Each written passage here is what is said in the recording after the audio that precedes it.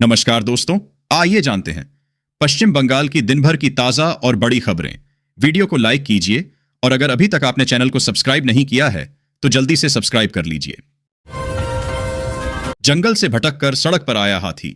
झाड़ग्राम जिले के लोधाशुली से सटे गढ़सालभी इलाके में रविवार को जंगल महल के चर्चित हाथी रामलाल के लोधाशुली झाड़ग्राम मुख्य सड़क पर आ जाने से लोगों में दहशत फैल गई।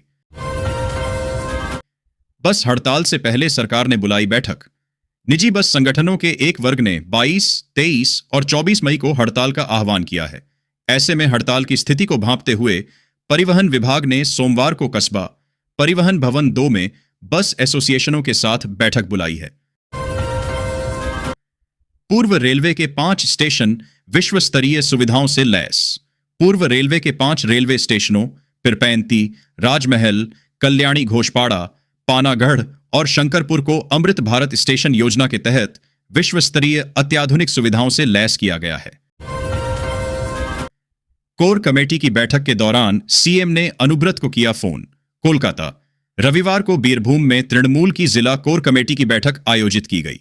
बैठक के दौरान मुख्यमंत्री ममता बनर्जी ने जिले के नेता अनुब्रत मंडल को फोन किया। शुक्रवार को ही जिला अध्यक्ष पद से अनुब्रत को हटा दिया गया था। पार्टी ने तय किया है कि अब कोई जिला अध्यक्ष नहीं होगा। कोऑपरेटिव के चुनाव के दौरान तृणमूल, कांग्रेस और भाजपा प्रार्थी में हुई हाथापाई।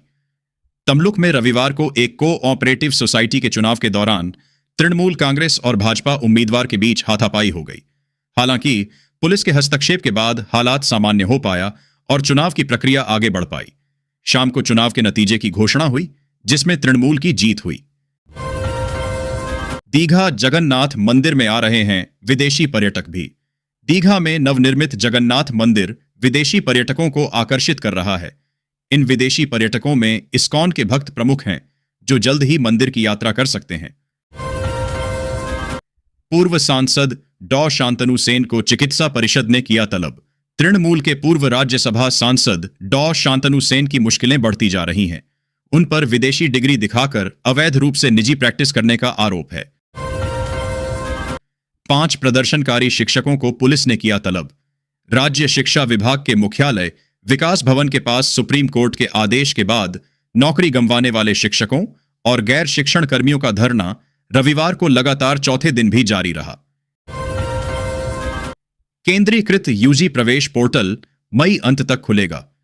संवाददाता, कोलकाता राज्य द्वारा संचालित केंद्रीकृत स्नातक प्रवेश पोर्टल मई के अंत या जून के पहले सप्ताह में खुलने की संभावना है।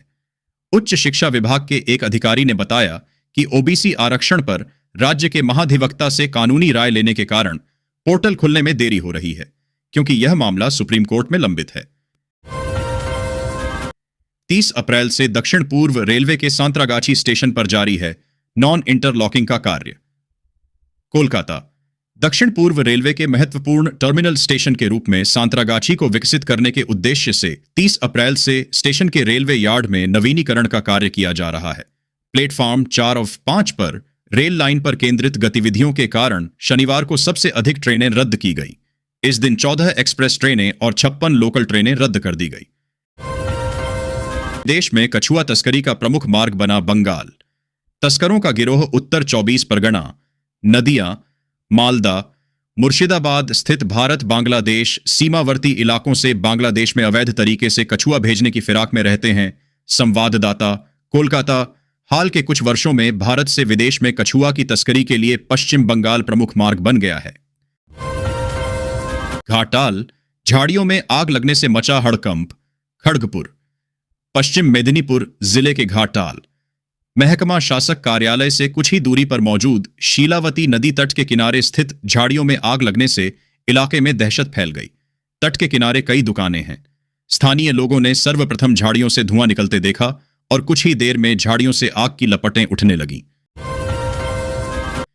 दीघा जा रहे लोगों का वाहन पलटा, 5 लोग हुए जख्मी। प्रतिनिधि, खड़गपुर पश्चिम मेदिनीपुर जिला अंतर्गत दांतन थाना के सोनाकोनिया इलाके में एक 4 पहिया वाहन अचानक अनियंत्रित होकर सड़क से नीचे उतरकर पलट गया। इस दौरान 5 लोग जख्मी हो गए। प्रदेश युवा कांग्रेस ने गठित की 4 सदस्यीय लीडरशिप कमेटी। प्रदेश युवा कांग्रेस को फिलहाल बिना अध्यक्ष के ही काम चलाना होगा। राज्य में उपयुक्त अध्यक्ष नहीं मिलने के कारण राष्ट्रीय युवा कांग्रेस ने फिलहाल 4 सदस्यीय लीडरशिप कमेटीज का गठन किया है। बांकुड़ा में आरपीएफ में यात्री का छूटा बैग लौटाया। आरपीएफ पोस्ट बांकुड़ा ने शनिवार शाम एक यात्री का ट्रेन में छूटा बैग खोजकर उसे सकुशल लौटा दिया। दक्षिण बंगाल में फिलहाल जारी रहेगी आंधी बारिश। अलीपुर मौसम विभाग, कोलकाता। राज्य में आंधी बारिश फिलहाल जारी रहेगी। रविवार को अलीपुर मौसम विभाग ने यह जानकारी दी। आंधी बारिश को लेकर बुधवार तक सतर्कता भी जारी की गई है। उत्तर बंगाल के कई जिलों में भारी से अति भारी बारिश की आशंका जताई गई है। चेयरमैन व अध्यक्ष नहीं थे साथ, लॉबी करने से पार्टी का होगा नुकसान। तृणमूल के प्रदेश सचिव वी शिवदासन दासू ने पश्चिम बर्धमान जिला कमेटी नवनिर्वाचित चेयरमैन हरे राम सिंह और अध्यक्ष नरेंद्रनाथ चक्रवर्ती को बधाई देते हुए कहा कि पुरानी कमेटी में चेयरमैन और अध्यक्ष के बीच में देखा गया कि औसत मीटिंग में चेयरमैन उपस्थित नहीं होते थे। पांडवेश्वर में सेना के सम्मान में निकाली रैली नवजात बच्ची का नाम रखा गया सोफिया।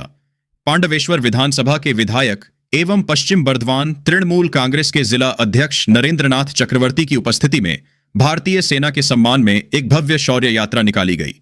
यह यात्रा विधानसभा के विभिन्न क्षेत्रों में परिक्रमा करते हुए बहुला बाजार में समाप्त हुई। यात्रा की शुरुआत सीएलजीएमबाद से हुई थी। सार्वजनिक आयोजनों से पहले देना होगा मनोरंजन कर। कोलकाता नगर निगम राजस्व बढ़ाने के लिए एक नया नियम लागू करने जा रहा है। इस पहल के तहत सार्वजनिक स्थानों जैसे निगम के पार्क, बाजार या खुले स्थानों पर मेला, सांस्कृतिक कार्यक्रम या किसी भी तरह के अनुष्ठान के आयोजन से पहले मनोरंजन कर का भुगतान करना अनिवार्य होगा।